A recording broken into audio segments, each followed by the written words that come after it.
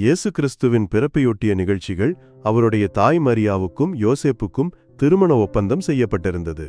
அவர்கள் கூடி வாழும் முன் மரியா கருவுற்றிருந்தது தெரிய வந்தது. மரியா தூய ஆவியால் கருவுற்றிருந்தார். மரியாவின் கணவர் யோசேப்பு நேர்மையாளர். அவர் மரியாவை இகழ்ச்சிக்கு உள்ளாக்க விரும்பாமல் மறைவாக விலக்கிவிட திட்டமிட்டார். அவர் இவ்வாறு சிந்தித்துக் கொண்டிருக்கும்போது ஆண்டவரின் தூதர் அவருக்கு கனவில் தோன்றி, யோசேப்பேதாவீதின் மகனேவும் மனைவி மரியாவை ஏற்றுக்கொள்ள அஞ்ச வேண்டாம், ஏனெனில் அவர் கருவுற்றிருப்பது தூய ஆவியால்தான். மரியா ஒரு மகனை பெற்றெடுப்பார், அவருக்கு இயேசு என பெயரிடுவீர், ஏனெனில் அவர் தம் மக்களை அவர்களுடைய பாவங்களிலிருந்து மீட்பார் என்றார். இதோ கன்னி கருவுற்று ஓர் ஆண்மகவை பெற்றெடுப்பார். அக்குழந்தைக்கு இம்மானுவேல் என பெயரிடுவர் என்று இறைவாக்கினர் வாயிலாக ஆண்டவர் உரைத்தது நிறைவேறவே இவை யாவும் நிகழ்ந்தன. இம்மானுவேல் என்றால் கடவுள் நம்முடன் இருக்கிறார் என்பது பொருள்.